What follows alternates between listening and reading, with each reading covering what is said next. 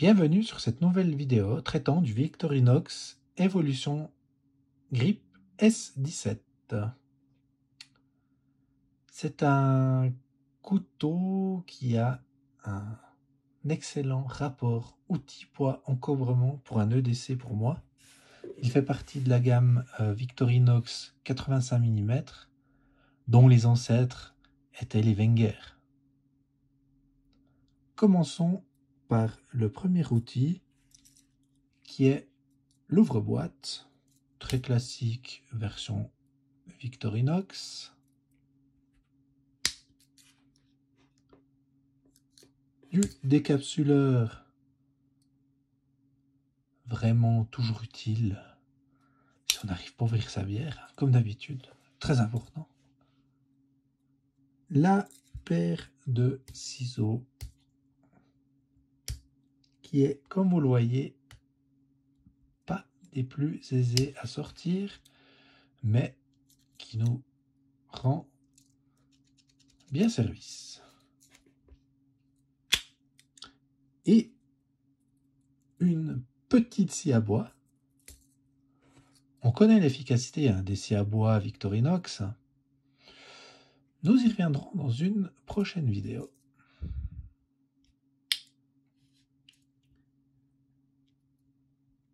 Et contrairement au Victorinox 91 mm,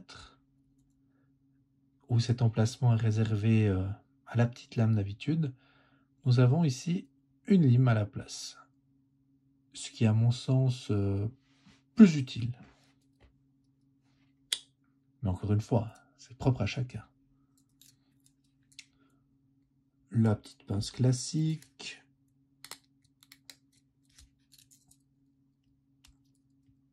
Le cure-dent. Et le poinçon. Mais tout ça, c'est toujours des outils très classiques, dont on a l'habitude d'avoir. Ici, on a le tire-bouchon, qui est pour moi aussi indispensable. Vous allez me prendre pour un alcoolique, mais ce n'est pas le cas. C'est juste pratique quand vous êtes à l'extérieur, en fait. Et en fait, vous avez la version S18 de l'Evolution Grip, qui est en fait dotée d'un tournevis Phillips à la place du tire-bouchon. Nous passons ensuite à ce que je préfère sur ce couteau, enfin sur cette gamme 85 mm. Certains peuvent être dotés, toutes les dénominations S en fait, de la lame bloquable. Et ça, je trouve ça absolument indispensable. Vraiment quasiment impossible de se refermer sur les doigts. Peu de jeu. C'est vraiment top. Et surtout, très très facile à fermer. Je vais vous comparer la taille de lame de cette évolution de grip et des 85 mm en fait Wenger, enfin Victorinox mais ex-Wenger. Vous voyez ici la lame fait environ 5,5 cm au niveau du tranchant et à peu près 6 cm au niveau de la taille totale. Et sur un Victorinox 91 cm, on est à peu près à 6 cm de tranchant et 6,5 cm de lame. Mais encore une fois, c'est pas en pratique. Je préfère le blocage de lame à la longueur. Et comme vous pouvez le voir,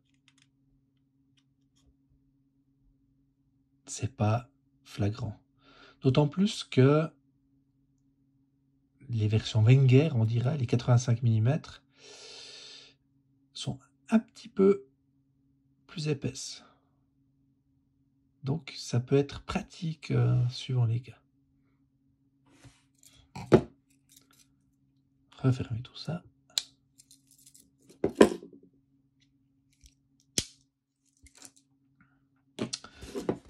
L'évolution Grip S17 est vendue au prix de 53 francs prix public en Suisse et 62 € en France. Il mesure donc 85 mm pour 23 mm de largeur et 92 grammes. Il existe aussi en version sans grip en fait, qui ressemble à mon S14. J'y reviendrai plus tard. Et il est un petit peu moins cher. Il a un prix de 44 francs suisses, prix public toujours, ou 52 €. Soit tout de même 20% de moins. Donc, en fait, juste le fait d'avoir le grip, ça fait augmenter le prix de 20%. Alors, je pense que les 20% sont justifiés, car vraiment, par rapport au S14, la différence de prise en main est vraiment énorme. Je veux dire, je ne pensais pas. Hein. J'ai eu ce S14 pendant des années en EDC. J'en étais ravi, enfin j'en suis toujours ravi. Mais c'est vrai que c'est assez glissant. Et là, vraiment, top, avec le grip. À vrai dire, c'est un peu par hasard que j'ai pris la version grip. Je l'ai prise parce qu'elle était au prix de la version normale. Je voulais un S17 et en fouinant sur le net, je suis tombé sur cette version grip au prix de la version normale. Alors je me suis dit, bon, mais étant donné que j'ai un S14 standard, essayons la version grip. Et en fait, c'est une surprise. Vraiment, vraiment, je vous le conseille. Même si c'est 20% de plus. Alors, en rapport avec ce S14 qui est vendu 39 francs suisses ou 47 €, eh bien, en fait, les différences, c'est simplement que le S14, il a l'acier en moins. L'acier en moins, et il fait 2,5 mm de moins de largeur pour 14-15 grammes de différence. Donc, je pense que pour les quelques grammes de différence et la différence de prix, eh bien, l'acier à bois peut être utile. Et surtout, le S14 n'est pas disponible en version grip, du moins actuellement. Donc, rien que pour ça, je partirai sur le S17. Comme vous pouvez le voir, hein, la largeur. Je vais comparer ce S17 au Huntsman, qui en fin de compte, la version, on dirait traditionnelle Victorinox du S17. Comme on peut le voir, au niveau de la taille, ben voilà, hein, il y a ces 6 mm de différence. Mais en termes de largeur, on est un tout petit peu plus large sur le S17 avec 2 mm en plus. Alors après, c'est une question de goût, hein. Mais moi, pour moi, ce sera le S17. La lame bloquable, c'est beaucoup mieux. Aucun doute. Je vous fais une petite... Aussi le petit comparatif entre le Klimber et le S14. Bon, on est dans les mêmes proportions en fin de compte. Hein. La largeur aussi. Bon, la largeur, on passe de 2,5 à 3 mm de différence. Mais sinon, le poids est approchant pareil. Et voilà.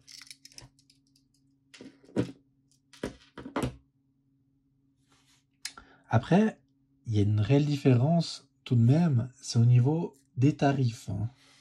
Un Huntsman, on est à 35 francs suisses ou 40 euros. Et un S17 standard, j'ai bien dit standard, on est à 44 francs suisses ou 52 euros. Ça fait quand même une petite différence. Mais encore une fois, pour moi, la lame bloquable justifie le passage au S17 par rapport à Huntsman. Au niveau du Klimber contre le S14, c'est un petit peu le même esprit. Le Klimber est à 31 francs ou 36 euros. Et le S14 est à 39 francs ou 47 euros.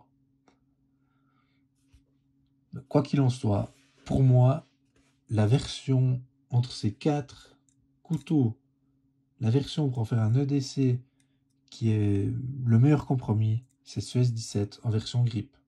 Après, c'est clair, je trouve ça cher. 53 francs, bon, encore passe. Mais 62 euros, waouh, vous n'êtes pas gâtés, hein. C'est quand même... Ça commence à faire beaucoup. Je trouve que ça commence à faire beaucoup. Et petite digression, c'est, je crois, le seul produit en Suisse, qui est moins cher à l'étranger. Qu'est-ce que je raconte? C'est d'habitude le cas, en fait. Qui est moins cher en Suisse qu'à l'étranger. Beaucoup de produits suisses, les médicaments, par exemple, ou même, j'ai été choqué, il y a quelques années en arrière, de trouver au fin fond de la Sicile du fromage suisse, qu'on trouve ici aussi en magasin, beaucoup moins cher là-bas qu'ici dans nos magasins. Alors oui, il faut les salaires, etc., mais tout de même, pour des produits qui sont faits dans le pays, ça fait bizarre. Et là, Victorinox joue bien le jeu, hein. Vraiment, c'est moins cher, en tout cas par rapport au prix en euros en France, on est moins cher en Suisse.